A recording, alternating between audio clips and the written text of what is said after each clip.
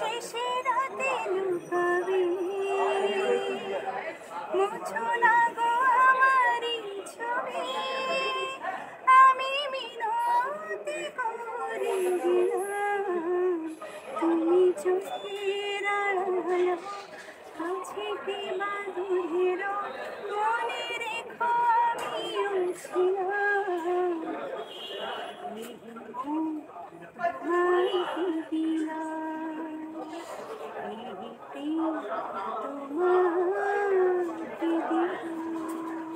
আমার জন্ম হয়েছে একটা সঙ্গীত পরিবারে। আমার মানে আব্বু যারা ছিলেন, চাচা, সবাই গান করতেন। সেভাবে ছোটকাল থেকেই আসলে কিভাবে গান, সঙ্গীত পরিবারে যেহেতু জন্ম, ওইভাবে গান শিখে গেছি। কখনো আমি নিজেও যাই এরপরে হাতে খুলনা নিয়ে আমি ওস্তাদ আলী আহমেদ স্যারের কাছে আমার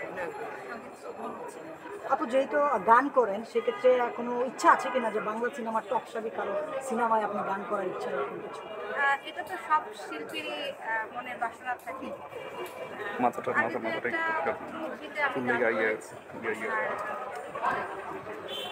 ইদানিং আমরা দেখি যে সোশ্যাল মিডিয়ায় যারা শিল্পী রয়েছেন, যারা গান গায়, অনেক সিনেমায় গান গায়, কিন্তু ওইগুলা ওইরকম ভাবে আমরা দেখতে পারি না বা খুব একটা প্রচারও হয় না।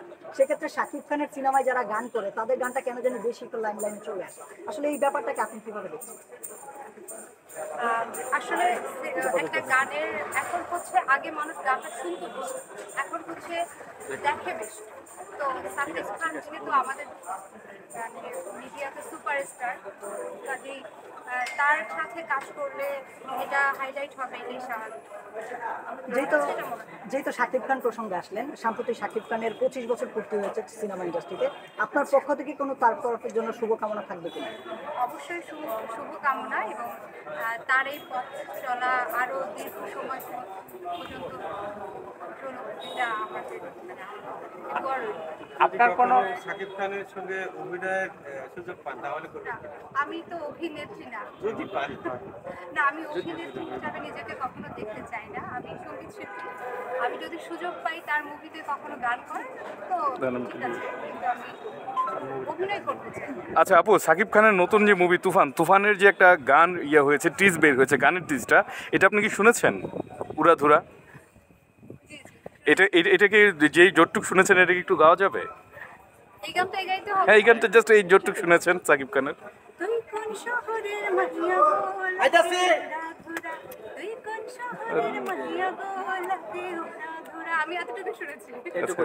আচ্ছা, আপনার কোনো মিউজিক ভিডিও কি আমরা সামনে দেখতে পাবো কিনা? আমার অলরেডি একটা গান এসেছে, পরাণের পরাণ করিয়া। চুলগুলো খুবই সুন্দর, খুবই টাচ লাগে।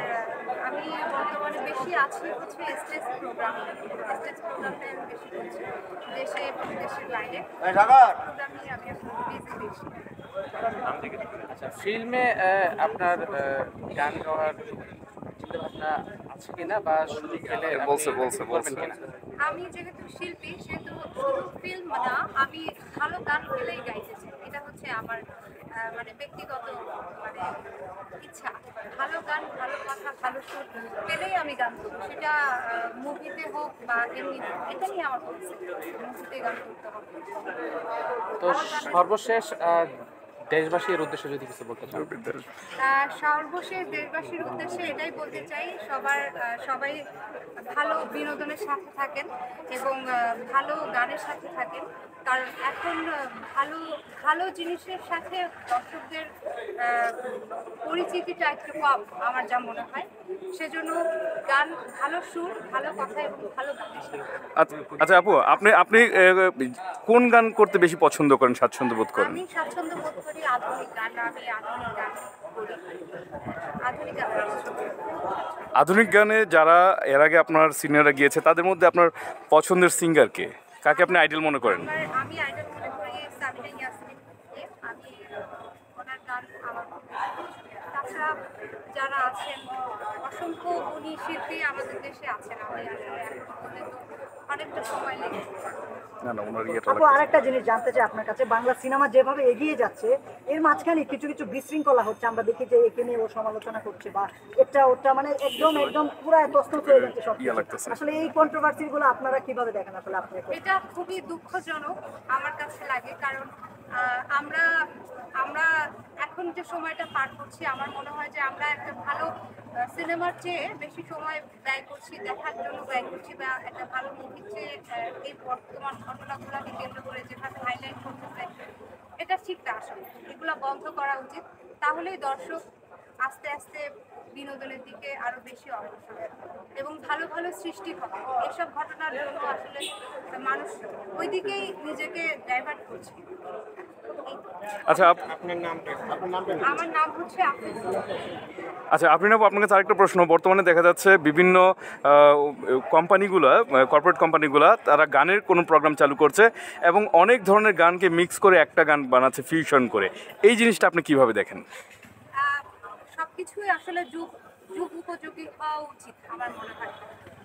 এটাকে আমি কোনো খারাপভাবে দেখছি না, কারণ আমাদের দেশ ছাড়াও বাইরের দেশে যারা আছে তারা নতুনভাবে ক্রিয়েট করছে এবং পাবলিক কীভাবে নিচ্ছে এটাই দেখার বিষয়। তো সৃষ্টিটা যাই হোক না কেন, নতুনভাবে যেটা হবে সেটা যেন অভিনব হয় এবং সবার গ্রহণযোগ্যতা থাকে এবং ভালো লাগাটা থাকে, এটাই হচ্ছে আমার কথা। মানে একটা জিনিস, তৈরি জিনিস, সেটাকে ভেঙে যেন বিশ্রী না করা হয়, সেটা যেন আরো সৌন্দর্য করা হয়। যেরকম বাইরের দেশগুলোতে মানে যে গানগুলা নতুনভাবে আবার আসে তখন আরো বেশি ভালো লাগে। হিন্দি গানের কথাগুলো আমি বলতেছি, সেক্ষেত্রে আমাদের দেশে যে নতুন করে যেসব গানগুলো আবার মডিফাই করে করতেছে ইদানিং, আমার কাছে ব্যক্তিগতভাবে খুব ভালো লাগছে।